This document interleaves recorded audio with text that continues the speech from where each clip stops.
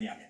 इस बिल के पहले ही पन्ने पर लिखा है कि यह बिल आजाद भारत के 75वें साल में संसद के अंदर लाया गया पहला बिल है, जिसमें प्रतियोगी परीक्षाओं में अनुचित तरीकों को रोकने के प्रावधान है, जिसमें पेपर लीक और नकल शामिल है।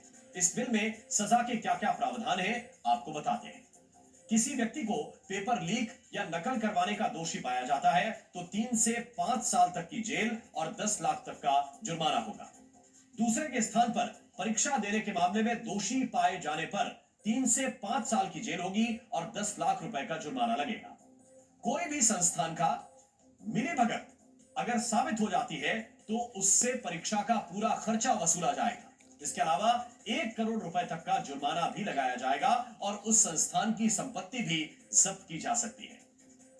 दोषी पाए गए संस्थान के डायरेक्टर, मैनेजमेंट या इंचार्ज अगर पेपर लीक या नकल करवाने के दोषी पाए गए तो 3 से 10 साल सजा के साथ 1 करोड़ रुपए के जुर्माने का प्रावधान भी इस बिल में रखा गया है।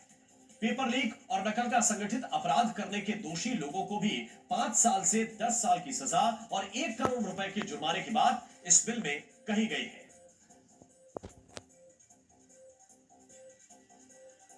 तो आज लोकसभा में पेश हुए इस बिल का मकसद नकल और पेपर लीक माफियाओं और सिंडिकेट पर शिकंजा कसना है, जिन्होंने प्रतियोगी परीक्षाओं के पेपर लीक को ही धंधा बना लिया है। यह बिल जब कानून बन जाएगा तो इस कानून के दायरे में कौन कौन सी प्रतियोगी परीक्षाएं आएंगी, ये भी इस बिल में बताया गया है। यूनियन पब्लिक सर्विस कमीशन, जिसे आप यूपीएससी के नाम से जानते हैं, स्टाफ सिलेक्शन कमीशन यानी कि एसएससी की परीक्षा, रेलवे रिक्रूटमेंट बोर्ड्स, इसके अलावा institute of banking personal selection centre, central government से जुड़े मंत्रालय और विभागों द्वारा आयोजित प्रतियोगी परीक्षाएं इसमें शामिल होंगी। नेशनल टेस्टिंग एजेंसी इस कानून के दायरे में इसकी सभी परीक्षाएं आएंगी और इन सारी टेस्टिंग एजेंसीज द्वारा आयोजित प्रतियोगी परीक्षाओं के पेपर लीक और नकल पर इस बिल के प्रावधान लागू होंगे। लेकिन अभी यह बिल लोकसभा में सिर्फ पेश हुआ है।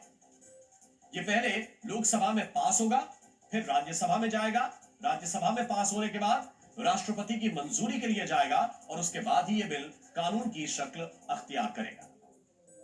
अब 2 सवाल है। पहला तो यह कि आखिर आजादी के 75 वर्ष बाद ही किसी सरकार को नकल